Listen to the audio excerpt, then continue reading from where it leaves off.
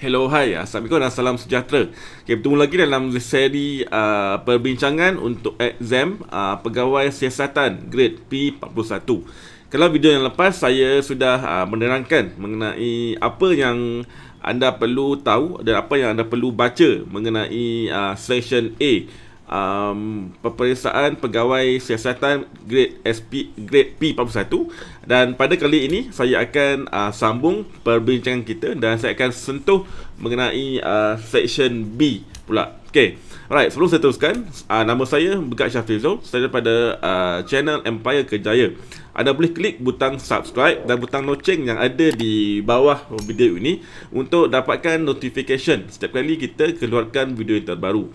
Okey, untuk beritahu anda, channel Empire Kejaya ini banyak menghasilkan video-video untuk membantu calon-calon exam SPA seperti anda untuk buat persiapan exam dengan lebih baik.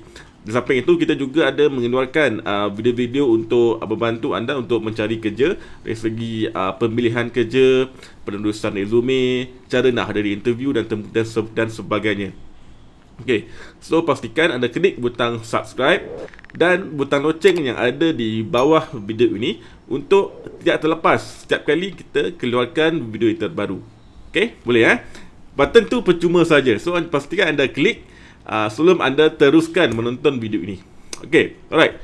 Seperti yang saya janjikan sebelum ini, dalam video pada kali ini saya akan sentuh mengenai section B pula. Saya harap penjelasan saya mengenai section A yang lepas anda sudah ambil perhatian dan ambil tindakan dengan buat revision, buat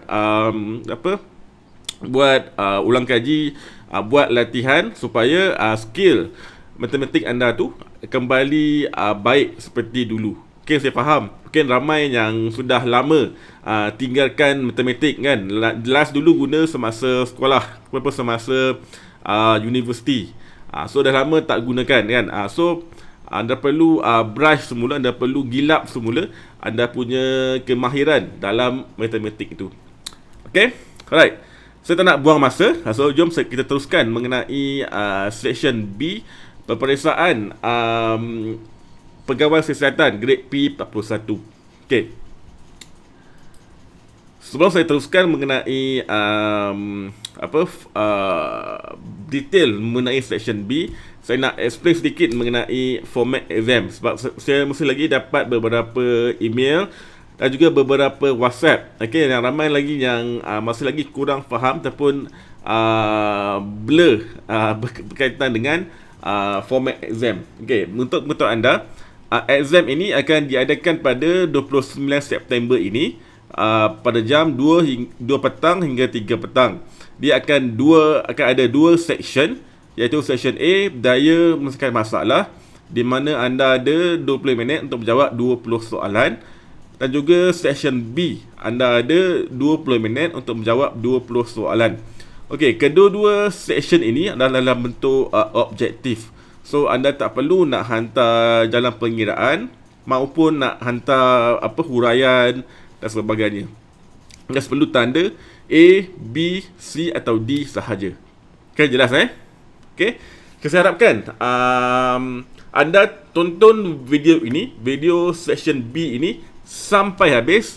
Jangan skip ataupun jangan tutup sebelum habis, sebab ada beberapa info penting yang saya hendak kongsikan kepada anda. Boleh? Okey. Section B, exam pegawai siasatan grade P41. Okey, ada saya post di sini. Di sini grade P41 Okey. Dia terdiri daripada dua pecahan. Okey, dua pecahan.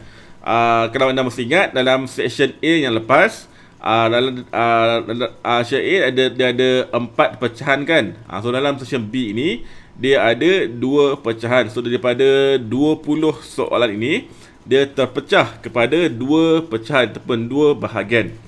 Okey, apa pecahan tu? Okey, pecahan yang pertama adalah pengertian ataupun kefahaman esei bahasa Inggeris. Okey, khas kepada anda yang mungkin anda baru first time atau baru kali pertama dipanggil untuk menduduki exam SPA ini. Okey, dalam bahagian pengertian ataupun kefahaman bahasa esei bahasa Inggeris ini, anda akan diberi satu artikel pendek mungkin 3 hingga 4 perenggan dan beberapa soalan untuk uji kefahaman anda terhadap esei yang diberikan. Okey. Satu tips yang saya boleh share kepada anda, untuk anda jimatkan masa, untuk anda elakkan kekurangan masa, saya nasihatkan anda supaya terus baca soalan tanpa perlu baca keseluruhan artikel. Kenapa? Okey, kalau anda ingat section B ini anda ada 20 minit untuk jawab 20 soalan. So technically satu soalan 1 minit. So kalau anda luangkan masa untuk baca keseluruhan 3 hingga 4 perenggan artikel tu, dia akan mengambil masa anda. So dia menyebabkan anda kekurangan masa untuk habiskan kesemua 20 soalan yang ada dalam section B ini. Okay? So nak jimatkan masa, saya suggest kepada anda untuk terus baca soalan tanpa baca artikel. Bila baca soalan, terus jawab. Terus jawab. Tak perlu nak baca keseluruhan artikel yang diberikan tu. Buang masa saja. Okay? Contohnya ini. Okay, ini contoh soalan untuk pecahan yang pertama. Okay, anda melihat sini, anda diberi 3 artikel. Okay, 3 artikel dan beberapa soalan untuk uji kefahaman anda terhadap artikel yang diberikan. Okay, so seperti yang saya inform anda tadi, seperti yang saya cadangkan tadi, anda tak perlu nak baca keseluruhan artikel yang diberikan. Just terus baca soalan, kemudian terus jawab. Okay? Ini dapat menjimatkan masa anda dengan banyak sekali. Okay, sebab ramai sebenarnya yang inform saya, sebelum ni mereka cuba nak jawab section B ini, tapi ada yang tak sempat nak jawab kesemua 20 soalan.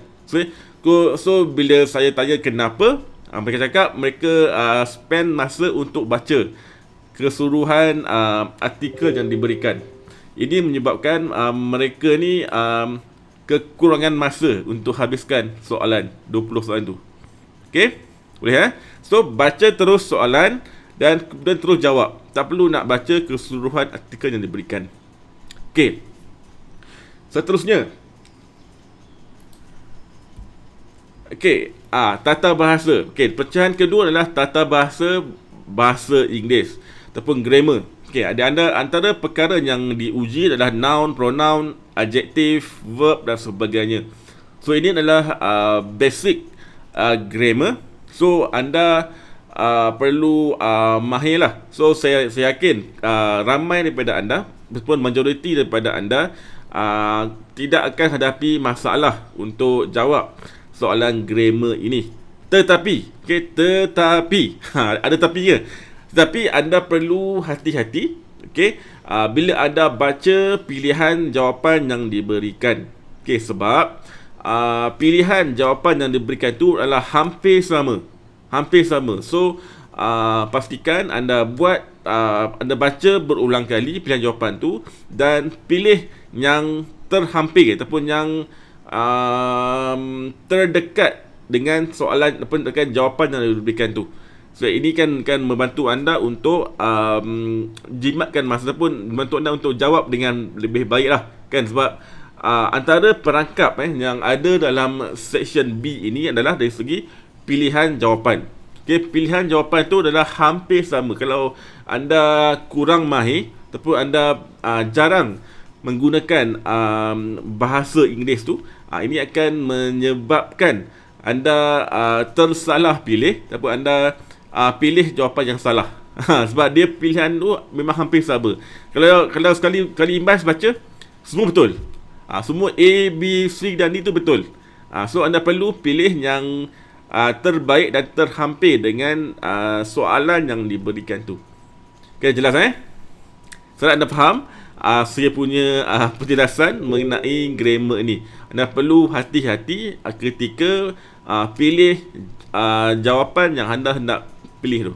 Okay? So inilah kedua-dua pecahan yang ada dalam section B ini. Okay, section B ada 2 pecahan. pecahan yang pertama adalah esei bahasa Inggeris. So anda perlu fahamlah dunia artikel tu. So cara nak jimat masa, terus baca soalan dan terus jawab. Tak perlu nak baca keseluruhan artikel yang diberikan.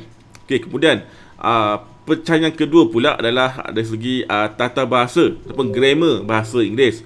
So anda perlu mahir dari segi dia punya adverb, noun, pronoun dan sebagainya. Dan pastikan anda baca pilihan jawapan tu berulang kali supaya anda dapat pilih jawapan yang terbaik ataupun yang terhampir dengan jawapan yang betul. Okay? Alright. Okay, ini adalah merupakan antara perkara yang anda perlu tahu dan anda perlu beri lebih perhatian. Okay, ini adalah untuk pecahan yang kedua lah. So anda perlu lebih fokus kepada pronoun, noun, verb dan adjective. Okay, ini adalah sebab empat pilihan, empat grammar ini adalah merupakan dia punya selalu ditanya dalam exam. Okay, so pastikan anda betul-betul mahir, betul-betul faham apa itu pronoun, apa itu noun, apa itu verb dan apa itu adjective. Okay, alright. Bagi anda yang belum lagi join channel Telegram khas untuk exam pegawai siasatan grade P41, saya cadangkan kepada anda untuk join sekarang. Sebab dalam channel ini kita ada banyak kongsikan lagi beberapa nota dan juga beberapa contoh soalan untuk anda cuba. So selepas ini pun saya akan kongsikan lagi beberapa contoh soalan untuk session B ini. So pastikan anda join sekarang untuk dapatkan contoh-contoh soalan yang akan saya kongsikan. Sebab semakin banyak anda buat latihan, anda akan lebih rasa yakin dan lebih senang untuk anda hadapi exam anda pada 29 September nanti. Okay? Namun kalau anda tidak ada Telegram, anda juga tak perlu risau. Anda juga boleh join mailing list ini, di mana saya juga akan kongsikan contoh soalan yang sama terus ke email anda. So anda boleh pilih sama ada nak join Telegram ataupun nak join email, ataupun nak join kedua-dua pun tak ada masalah. Okay, link kedua-dua ini saya letakkan di bahagian description di bawah video ini. So anda boleh terus pergi klik dekat video description dan klik link sama nak join Telegram ataupun nak join email listing. Okay, alright, saya rasa